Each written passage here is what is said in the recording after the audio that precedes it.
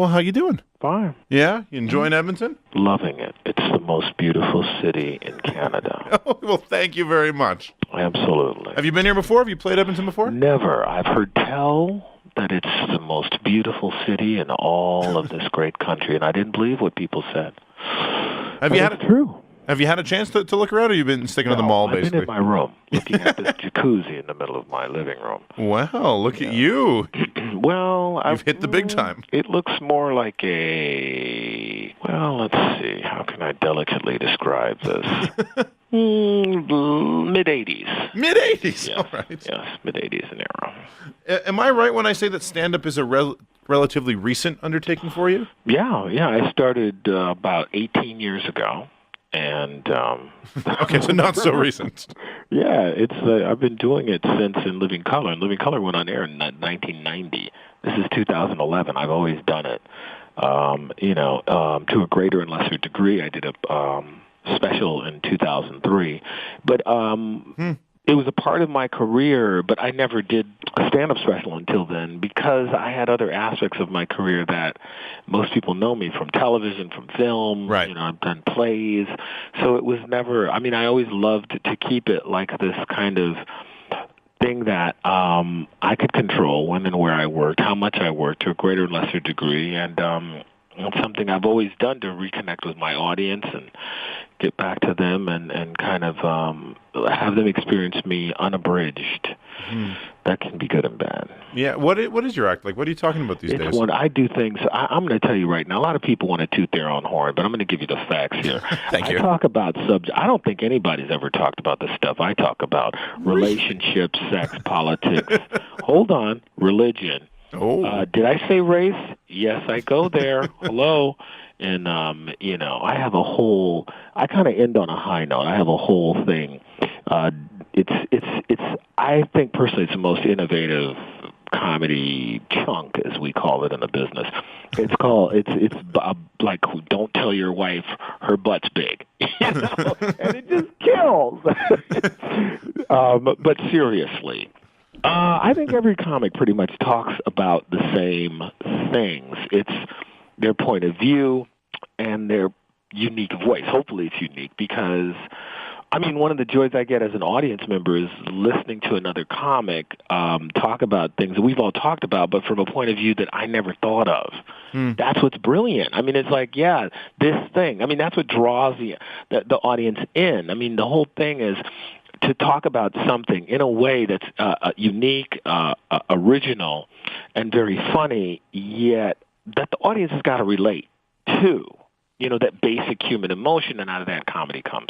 And already I'm over-pontificating. No, it's fascinating. How does it relate to sketch comedy, though? Does it come close for you as a performer? No, because sketch comedy is different. First of all... Is it more like the theater than sketch? Yeah, because I would say so. Because it's written, it's planned, it's directed, we do it. They're little gems. You even get to edit it, clip this, clip that. You shoot long. Maybe you add a few jokes in case this one doesn't work. It's just a different thing. But a stand-up act is written, too, is it not, for the most part? It is. But, you could say that. It is. But, there's more of a live aspect, and it's a floating and evolving act, or at least mine is. Maybe there's some guys out there that's just like, wrote. Yeah. But depending on the audience and the people there, the way they're responding, the big and the small of it expands and contracts and changes shape. That's where their part comes in. What do you prefer more? What do you like best? Young, really hot women. Well, I don't like the guys. They don't like to laugh too much.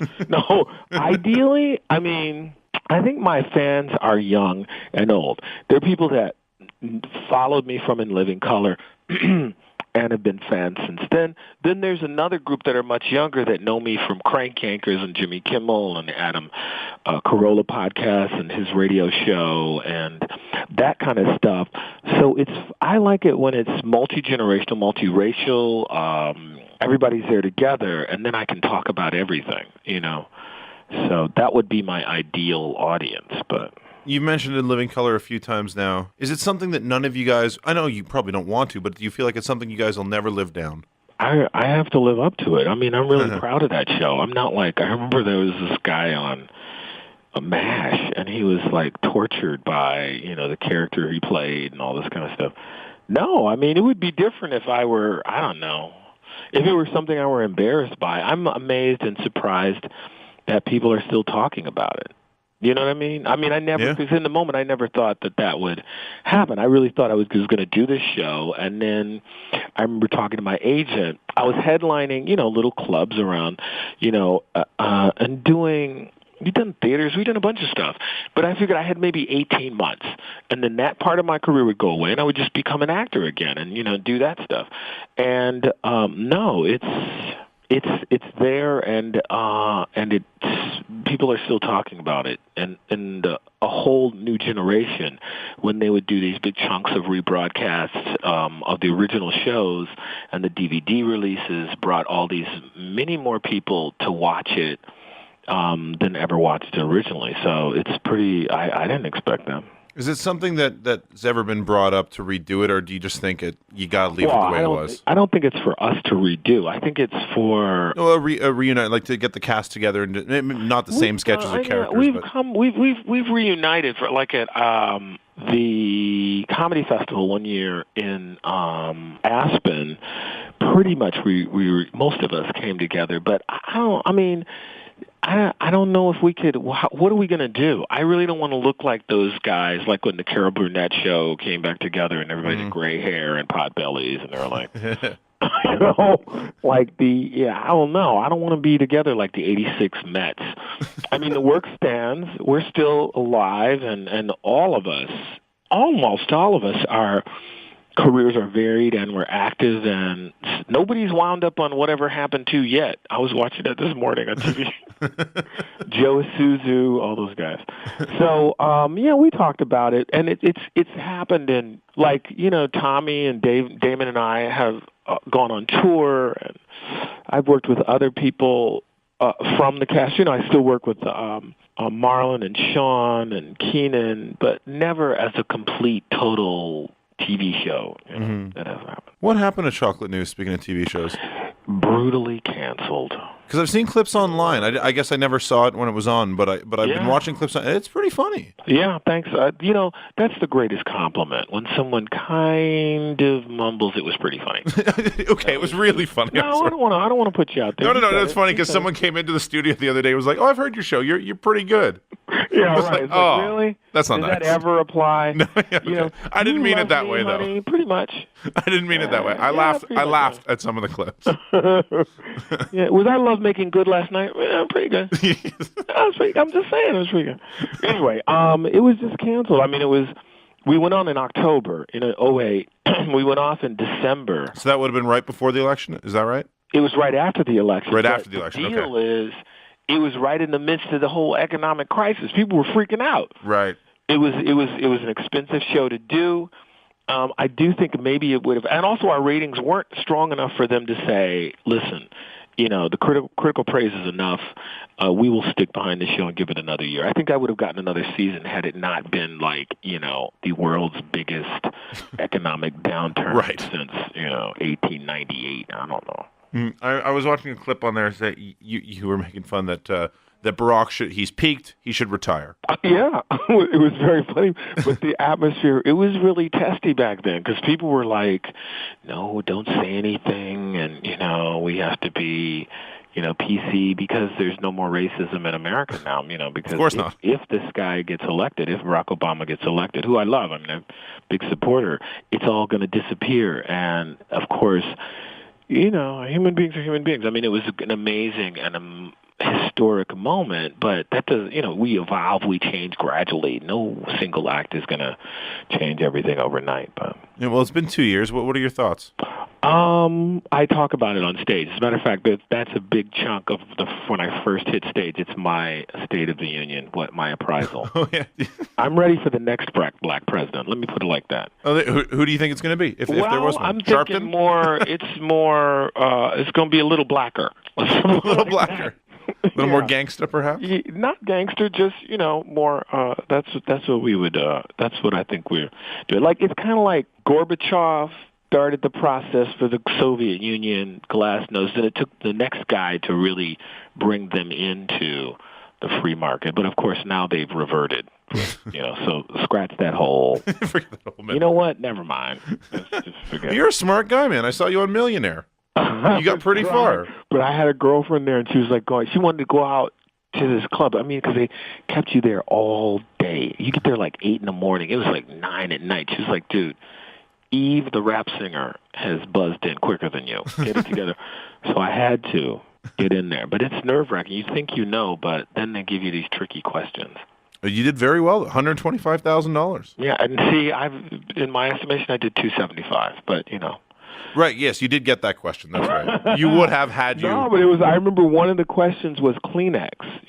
When was it? Was it invented originally as a post-surgical dressing or something? Yeah, dressing. Was it a men's cosmetic? Because it was invented in 1921.